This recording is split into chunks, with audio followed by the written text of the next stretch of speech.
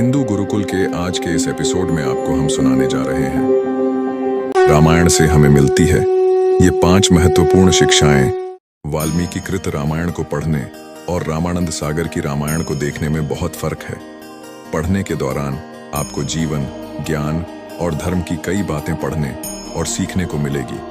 आओ जानते हैं कि हम राम या रामायण से क्या सीख सकते हैं।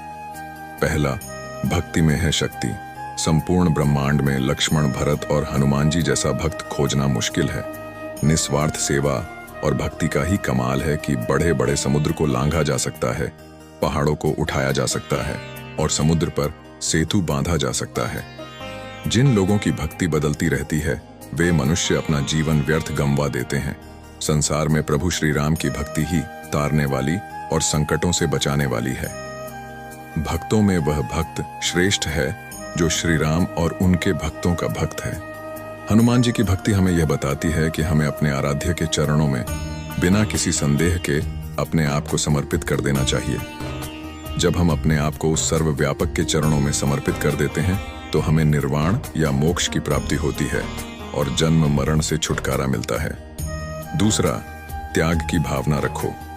हम देश और समाज की बात नहीं करते, लेकिन कम से कम आप अपने परिवार के प्रति तो त्याग की भावना रखो।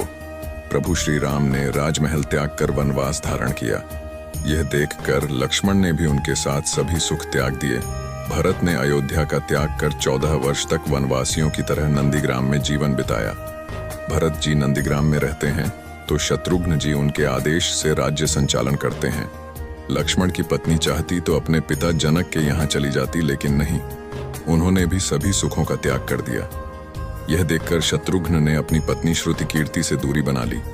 भारत की पत्नी मांडवी ने भी भारत के साथ तपस्वियों जैसा जीवन बिताया। बड़े भाई पर संकट आया तो सभी भाइयों ने भी संकट को वरण कर लिया। इस महाकाव्य में राजा दशरथ की 3 रानियों और 4 बेटों का चरित्र अलग अलग होता है, लेकिन इस विविधता के बावजूद उनमें किस तरह की एकजुटता रहती है, यह हर परिवार के लिए दुख के समय से बाहर निकलने की सीख है। तीसरा, बुराई से डरो। रामायण की सबसे बड़ी सीख थी बुराई पर अच्छाई की जीत। हमेशा अच्छे और सच्चे बने रहो, बुरी नीयत से कोई कार्य मत करो। रामायण अनुसार व्यक्ति जब बुराई करता है तो उसे देखने वाले 2 लोग होते हैं, एक वह खुद और दूसरा काल पुरुष या उस व्यक्ति के इष्ट देव। इसलिए बुराई से डरो। चौथा, ऊंच नीच की भावना से बचो।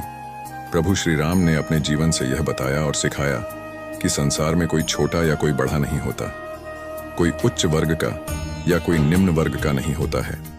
प्रभु श्री राम वन में वनवासियों और आदिवासियों की तरह ही रहे। उनका केवट, जटायु, संपाति, शबरी, वानर, रीछ आदि कई जनजातियों ने साथ दिया। वे कई ऋषि मुनियों के आश्रम के साथ ही आदिवासियों की झोपड़ी में भी रहे थे। सिर्फ राम ही नहीं, संपूर्ण रामायण में हर पात्र ऊंच और नीच के विचारों से मुक्त है। भगवान श्री राम ने अपने जीवन में सभी से समान और सम्यक व्यवहार रखा। न किसी को राजा समझा और न रंक, न शक्तिशाली समझा और न कमजोर। उन्होंने पशु और पक्षियों के साथ भी वैसा ही व्यवहार किया जैसे कि एक मनुष्य के साथ किया जाता है। उनका विनम्र आचरण और अपने से बड़ों और छोटों सबको सम्मान देना हम सबको एक सीख देता है। पांचवा, कुसंगति से बचो। रामायण हमें शिक्षा देती है कि अच्छी संगति में रहो। कुसंगति में रहकर महापंडित भी राक्षस बन जाते हैं। जिस तरह रावण की संगत गलत थी, उसी तरह कैकेयी की संगत भी गलत थी। नकारात्मक और आपराधिक किस्म के लोगों से दूर रहने में ही भलाई है। इसलिए हमें सीख मिलती है कि हमें अच्छी संगति में रहना चाहिए ताकि नकारात्मकता हम पर हावी ना हो। अंत में कहेंगी कि रामायण से हमें माता पिता की आज्ञा का पालन करना, भाइयों से प्रेम करना, गुरु का आदर करना, अपने से छोटों को प्रेम और सम्मान देना, एक पत्नीव्रत धर्म का पालन करना, पति के प्रति पूर्ण समर्पण भाव रखना, राजधर्म और कर्तव्य का पालन करना, बुराइयां छोड़कर भक्तिपूर्ण जीवन यापन करना और भौतिक सुख की जगह कम साधनों को अपनाना आदि सभी हमें रामायण से शिक्षा मिलती है।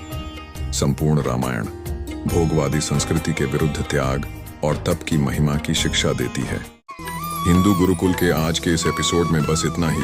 वीडियो को ज्यादा से ज्यादा शेयर करें और चैनल को सब्सक्राइब करके बेल आइकॉन दबाना ना भूलें।